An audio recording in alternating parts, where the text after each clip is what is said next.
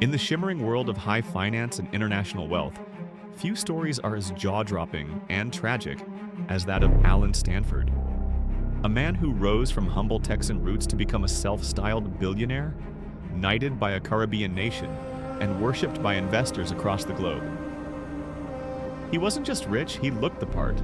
Jet-setting across continents, rubbing elbows with athletes, celebrities, and politicians, and handing out checks worth millions in front of stadium lights. But behind the glossy surface, Stanford was building a financial empire on lies. His downfall would become one of the largest and most devastating frauds in U.S. history, stealing billions from hardworking people across more than 130 countries. This is the true story of how one man fooled the world and paid the price. Alan Stanford was born in Mexia, Texas in 1950. He didn't come from immense wealth or aristocracy. In fact, his early life was largely ordinary. After graduating from Baylor University with a degree in finance, Stanford dabbled in real estate and insurance. It wasn't until the mid-1980s that he set his sights on something far more ambitious: offshore banking. It was a brilliant move, at least on the surface. The Caribbean was a haven for the wealthy, and Antigua in particular had few regulations and a desperate need for foreign investment. Stanford saw an opportunity to create something massive, his own bank, based in a tropical paradise, away from the prying eyes of U.S. regulators. In 1986, he established the Stanford International Bank SIB in Antigua. With a crisp suit, a charming smile, and the confidence of a seasoned mogul, Stanford began to pitch his new bank as a financial safe haven. He offered certificates of deposit, known as CDs, with unusually high returns, often double or triple what investors could expect from major American banks. Investors were told their money would be placed into a diversified portfolio of conservative investments. Low risk, high reward. It sounded like the perfect deal, and that's exactly what made it dangerous. At the height of his operations, Stanford had over $8 billion under management. Thousands of people, from retirees to professional athletes to small business owners, had placed their savings in his hands. Most were drawn in by the promise of safety and profit. After all, Stanford looked legitimate. He had a massive corporate headquarters in Houston, sleek advertising campaigns, and glowing media coverage. Even more, he had a polished narrative. He was a billionaire philanthropist, a cricket lover who revitalized sports in the Caribbean, and a political donor who had access to some of the most powerful lawmakers in the United States. He was even knighted by the Antiguan government. Sir Alan Stanford. It had a ring to it, and it gave him an aura of royalty. But behind the velvet curtain, the reality was far darker. There were no conservative investments, no diversified portfolios, just smoke, mirrors, and fabricated numbers. Stanford's entire operation was a massive Ponzi scheme. He used money from new investors to pay the interest owed to earlier ones. The illusion worked so long as the money kept pouring in. But like all Ponzi schemes, it had a built-in expiration date. Sooner or later, someone would pull back the curtain. What's chilling is how calculated it all was. Stanford wasn't just sloppy or reckless. He was methodical. He had a team of executives who either helped him or turned a blind eye.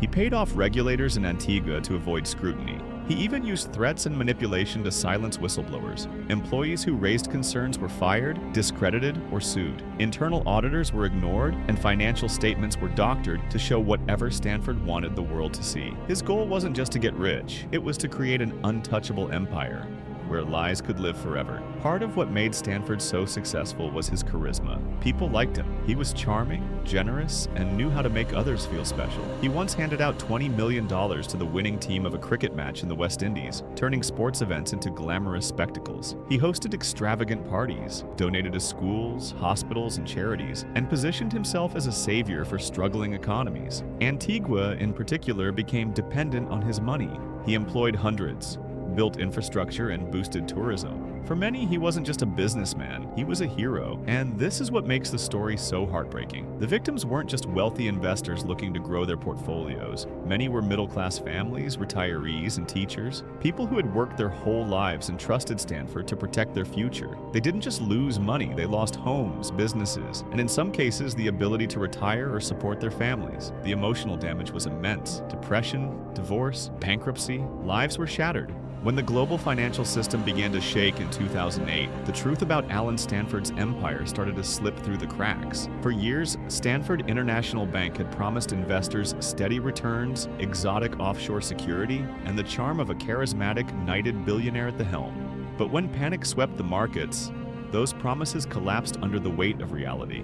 Investors, desperate for safety, tried to withdraw their funds. But the bank wasn't a bank at all, it was a facade. There was no money, no investments, just a hollow shell propped up by lies and a carefully crafted image. Behind the glossy brochures and slick offices, it was all a massive Ponzi scheme. And now it was unraveling. The Securities and Exchange Commission had long received tips and red flags about Stanford, but only after the 2008 crash did it finally act. In February 2009, federal agents raided Stanford's offices in Houston. What they uncovered confirmed their worst fears: fraud on a staggering scale, fake documents, falsified returns, shell companies, billions in investor money gone. Stanford was arrested and charged with multiple counts of fraud, conspiracy, and obstruction of justice. But even then, he insisted he was innocent, claiming the government was making an example of him. The trial told a different story. Stanford had used client funds to bankroll an outrageous lifestyle: mega yachts, private jets, sprawling mansions, and a global network of secret accounts. His world was one of excess, funded not by business success, but by financial deception. Perhaps the most damning testimony came from Stanford's own chief financial officer, James Davis. He admitted they'd been falsifying the bank's records for over a decade. He described it simply: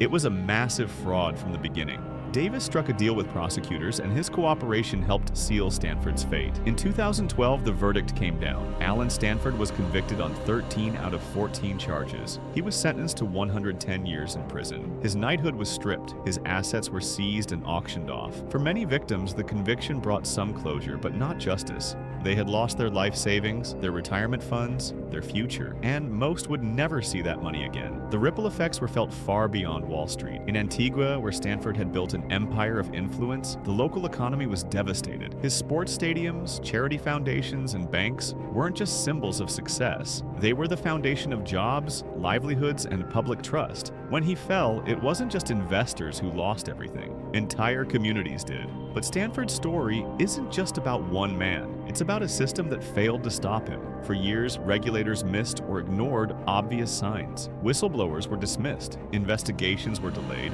politicians accepted donations, celebrities endorsed his brand. It wasn't just Stanford who deceived people, it was an entire image, built to disarm skepticism and gain blind trust. And that's what makes white-collar crime so dangerous. It doesn't break in through the window. It walks in the front door with a smile and a press release. It wears tailored suits, hosts charity galas, and shakes hands with power. And when it collapses, it leaves behind ruined lives, not just lost money. Today, Alan Stanford sits in a maximum security prison, but the scars of his crimes remain. His case is now studied as one of the most audacious frauds in American history. A reminder that even in a world full of rules and regulations, deception can flourish in the shadows of confidence and charisma. So, what can we learn from this? Always ask questions. Always do your own research. Don't be blinded by charm or credentials. And if something seems too good to be true, it probably is. If you found this story eye-opening, be sure to like, share, and subscribe to our channel.